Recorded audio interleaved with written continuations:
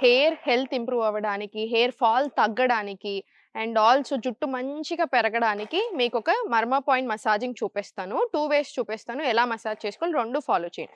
First వచ్చేసి 8 fingers above your eyebrows ఈ పాయింట్‌ని ప్రాపర్ ప్రెస్ చేసి మసాజ్ చేయండి. ఆయిలింగ్ చేసుకున్నప్పుడు ఆయిల్ అప్లై చేయండి. ఎవ్రీ డే ఏమో నార్మల్ ఫింగర్స్ తోటే మసాజ్ చేయండి. ఆదిపతి మర్మ అంటారు ఇది. సర్క్యులేషన్ చాలా బాగా అవుతది. స్ట్రెస్ అండ్ యాంగ్జైటీకి చాలా మంచిది.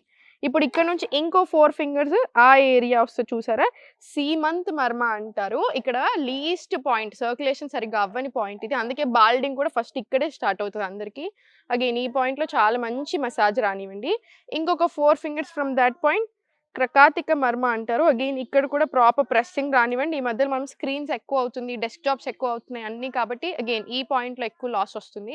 సో, ఈ 3 పాయింట్స్ ప్రాపర్ మసాజ్ రానివ్వండి, ప్రెస్సింగ్ రానివ్వండి అండ్ తర్వాత ఈ మసాజ్ అయిపోయిన తర్వాత మొత్తం ఇలా హెయిర్‌కి ఇలా మసాజ్ తీసుకొని ఫింగర్ టిప్స్ యూజ్ చేసి ఎప్పుడైనా సరే మనం ఫింగర్ టిప్స్ తోటి ప్రాపర్ హెయిర్ మసాజ్ రావాలి.